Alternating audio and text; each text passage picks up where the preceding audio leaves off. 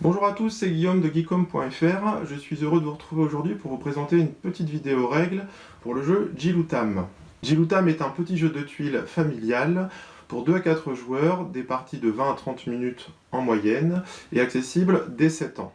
Le jeu propose différents modes de jeu, niveaux de difficulté, accessoires et autres contenus supplémentaires que vous retrouverez sur le site jiloutam.fr. Ce que nous allons voir dans cette vidéo, c'est le mode classique, niveau intermédiaire, que vous retrouverez donc en découvrant ce jeu de base. Dans Jiloutam, chaque joueur va essayer de construire la plus belle et la plus harmonieuse des planètes. Pour ce faire, il va devoir collecter des tuiles qui existent en 2 catégories différentes. Vous avez les tuiles terrain, en acrylique coloré, texturé, et les tuiles bestioles, en bois gravé. Chacune se collecte de 2 façons complètement différentes. Ces tuiles, une fois récoltées, vont venir agrémenter un espace personnel du joueur qu'on appellera l'espace planète. Les tuiles bestioles se récupèrent à la façon d'un memory. C'est-à-dire que vous aurez une zone memory au centre de l'espace de jeu, et il va falloir à votre tour retrouver les paires identiques pour avoir le droit de récupérer donc une petite bestiole que vous viendrez ensuite placer sur votre espace planète. Chaque bestiole a un effet différent que vous pourrez retrouver en description sur les plaquettes d'aide de jeu qui sont elles-mêmes en bois gravé et recto verso. Il y a 6 types de bestioles différentes. Vous avez les clapies, les crapies, les glupies, les rapies, les dégueulos et les cascos. Chacun ayant donc son propre effet individuel. Les tuiles de terrain, elles, se récupèrent de façon totalement différente, puisque vous allez devoir les reconnaître de façon tactile et à l'aveugle. Elles sont insérées à l'intérieur du sac en début de partie, et vous allez plonger la main dans le sac lors de votre tour pour tenter de les reconnaître et de pouvoir donc les récupérer afin de les placer sur votre espace planète. Il existe 6 types de terrains différents. Vous avez l'eau, la glace, la lave, le sable, la pierre et le végétal. À son tour, chaque joueur dispose de 2 actions, soit memory, soit sac de pioche. Il va pouvoir faire 2 fois la même action s'il le souhaite, en tout cas il les utilise comme il le veut, pour pouvoir récolter ces fameuses tuiles avant de les placer sur sa zone personnelle.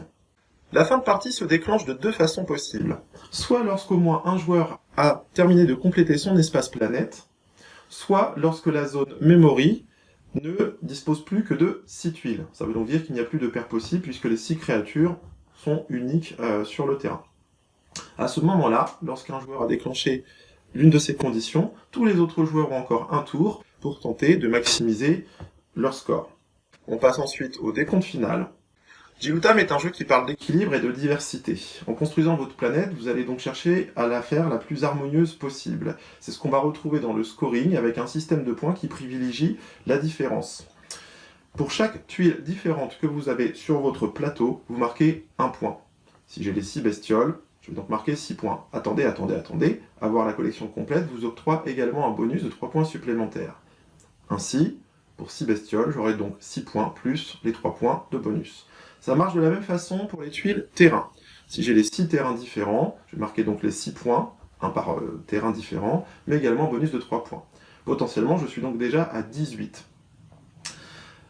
Autant les bestioles ont un pouvoir qui se déclenche, un effet qui se déclenche en cours de partie, au moment de la capture, autant les terrains, eux, vous apporter un petit bonus particulier en fin de partie. Les terrains, quand ils sont connectés de façon identique et adjacente, 2 tuiles lave connectées ensemble, par exemple, vont former une région. Pour chaque région, on va regarder parmi les joueurs qui a la plus grande région. C'est des points de majorité finalement que vous allez vous répartir en fin de partie. Celui qui a la plus grande région de lave va gagner un bonus de 2 points, idem pour la plus grande zone d'eau, la plus grande zone de pierre, etc. etc. En cas d'égalité, les deux vont marquer le petit bonus de 2 points. Vous avez donc votre score final qui permet de se démarquer les uns des autres, sachant qu'il y a encore d'autres manières de scorer si vous jouez avec le mode expertise. Et ceci est une autre aventure que je vous invite à découvrir sur le site jiloutam.fr.